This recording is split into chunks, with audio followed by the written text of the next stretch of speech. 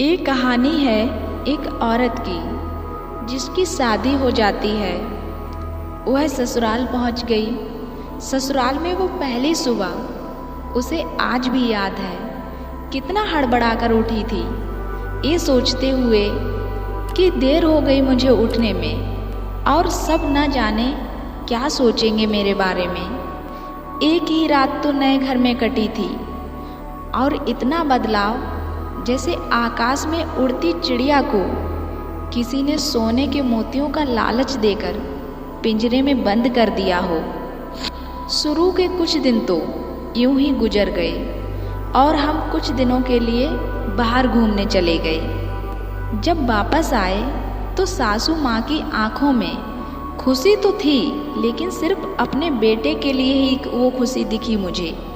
सोचा शायद नया नया रिश्ता है, एक दूसरे को समझने में देर लगेगी, लेकिन समय ने जल्दी ही एहसास करा दिया कि मैं यहाँ की बहू हूँ। जैसे चाहूँ वैसे नहीं रह सकती हूँ। कुछ कायदा मर्यादा जिनका मुझे पालन करना होगा।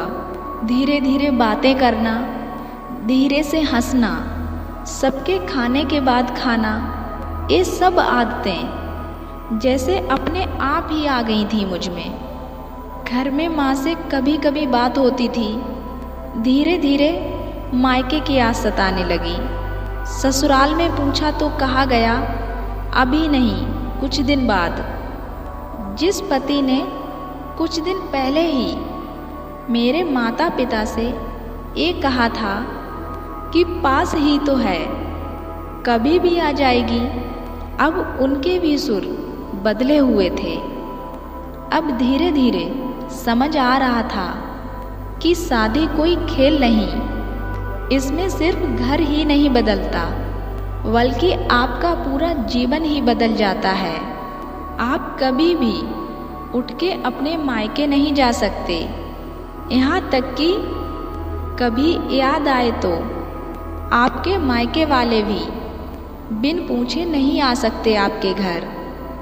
मायके का वो अल्हड़पन, वो बेवाक हंसना, वो झूठे मुंह, रसोई में कुछ भी छू लेना, जब मन चाहे तब उठना, सोना, नहाना, सब बस सब यादें ही रह जाती हैं। ये सब सोच ही रही थी कि अब मुझे समझ आने लगा था कि क्यों विदाई के समय सब मुझे गले लगाकर रो रहे थे।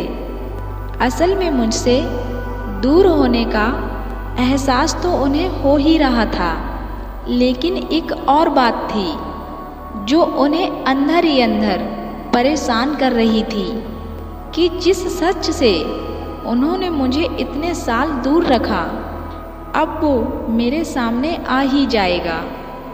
पापा का ये झूठ कि मैं उनकी बेटी नहीं बेटा हूँ अब और दिन नहीं छुप पाएगा।